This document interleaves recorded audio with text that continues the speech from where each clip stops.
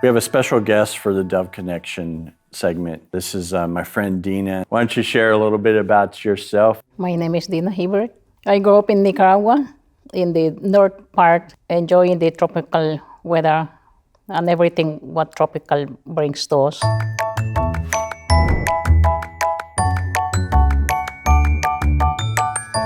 Thank you, Dina, for coming Thank you. on. I love your childhood stories. You used to swim under a waterfall and in some of the what do you call the mountains? The Virgin Mountains. Yeah, so you share a little bit about that, please. When I was young, with my brothers and sisters and other family members, we will go to the waterfall and swim, have lots of fun. I enjoy the big trees and many flowers, orchids growing on the big trees. 9 years old, I started helping at the house and milking cows. And once the milk was ready, my mother would order us to put the milk in a bottle and share it among the elderly in the town. So you would milk the cows, and then you'd have to put it in the bottles, and then your mom gave them away. So how'd that make you feel? A little bit unhappy. After working so hard, give away the milk. That was a big question for me. How is that we are going to give away the milk to the elderly and single mothers? It made me feel unhappy. But gradually, as I got older, I understood why it was done that way. Yeah, and your mom has passed down some of those traits right now. As an adult, you give a lot away. Yes, I do. I love to cook, so I cook meals and I share it among the elderly. And also, I love to share my fruit trees. When you were 16, you decided to go to the big city of Managua. Yes. At 16, I came to Managua to continue education. So I came to the city, I went to school. Time passed too fast. Before I knew, I was 20. But you went to school for specific to study? Yes, I wanted to study nursing. I wanted to be a nurse. And just after I finished and thinking that life was going to be good, many things changed. Yeah, what happened in the summer of 1979? There was a revolution. A group of people who organized themselves, they are called Sandinistas now, and they are still in power. So in 1979, I was married and my sister was married too. So this story is practically based on my sister's life. So my sister, Flor, she was married to the government who was in power, which was Somoza, and he was a military, her husband. When the Sandinistas took power, the Somoza people has to run away because otherwise many of them got killed. And my sister's husband ran away and he was at the border of Nicaragua and Honduras. And my sister was in a concentration camp. Most of the people who got caught, they were Somozistas, so they were detained. And my husband came to get her out. And my sister's husband was missing. She didn't know where to find him. So her sister-in-law told her that he was at the border of Honduras. She went to look for him. And she promised me that she was coming back to tell me that he was okay there. She said goodbye to all of us and she left. That was August 29, 1979. And we didn't hear from her for years and years and years. And you were told that she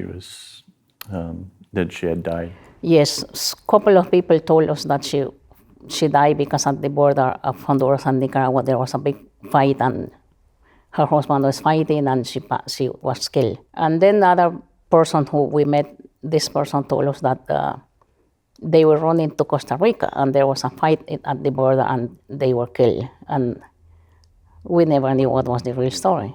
So time went by and all what was there to do was to pray and hope for the best, hoping that she was somewhere safe. So in those years, most of my days, every single day, night or evening, I will pray for my sister, for her well-being, and ask the Lord to provide for her whatever she was going through. The most important thing, what I'm here to say is, if we trust in God, He will open a way for us to find whatever we are looking for. But also, to remember that everything is going to be on His time.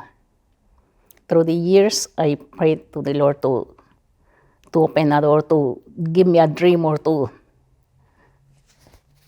do whatever it was necessary so we can find my sister. And it didn't happen. I never stopped trusting or praying for the well-being of my sister.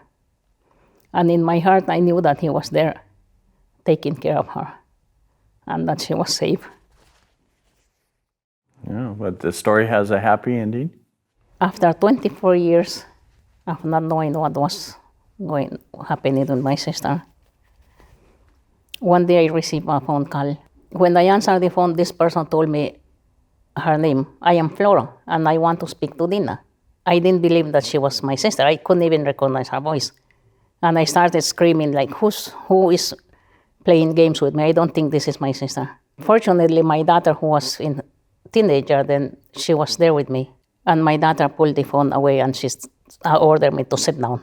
And a few minutes after, she listened to her and she asked her, what is your father's name and your mother? And the other person gave her the names and she said, it's your sister. So she kept me sitting on the chair and she's like, be quiet, because I started crying and I couldn't believe what I heard.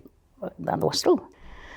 A few minutes after, I don't know what happened to me, but I did answer her again. And I started asking her many questions, and I realized that that was my sister. And immediately you booked a plane flight? Yes. After we hung up, right away I got a ticket, and next morning I was there in Honduras. 24 years after not seeing each other. We've been seeing each other every year for 19 years. And then you also have a story I'd like to share about one night during the war, if you're able to share that. Yes, as I mentioned before, in July 1979, the revolution broke in the center, in Managua, in the city. For a couple of years, my husband was working as a volunteer at the Red Cross. My husband was called to go rescue some workers of the Red Cross. They had two Red Cross trucks to send one to the east and one to the north. So the boss who was organizing everything told my husband to go to one of these trucks. And when he was in there, he was called to get out from that truck and go to the other one, which was going to the other direction. The truck that was going to the east was ambushed, and every single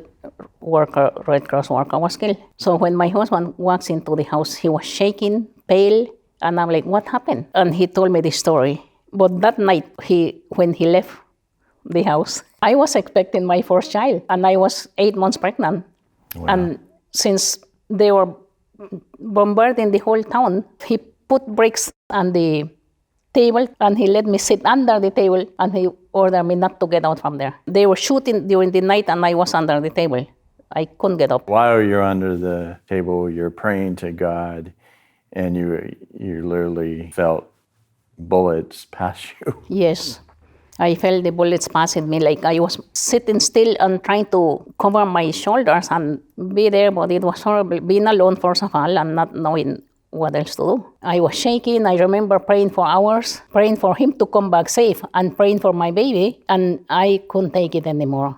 Finally, when everything went quiet, well, I got out from under the table. Both of us were saved that night, I think. He was saved because I think it was not his time, and the Lord got him out from that truck who was on one side and sent him to another way. And I survived that night too. As I always say, we go through those kind of things by grace. I think the Lord has a plan for each of us. I know because of the recent war that's breaking out in Ukraine, it's triggered some of these emotions. So I wanted you to share a little bit. I know it's difficult to go back and talk about that, but hopefully your story is going to give hope for others.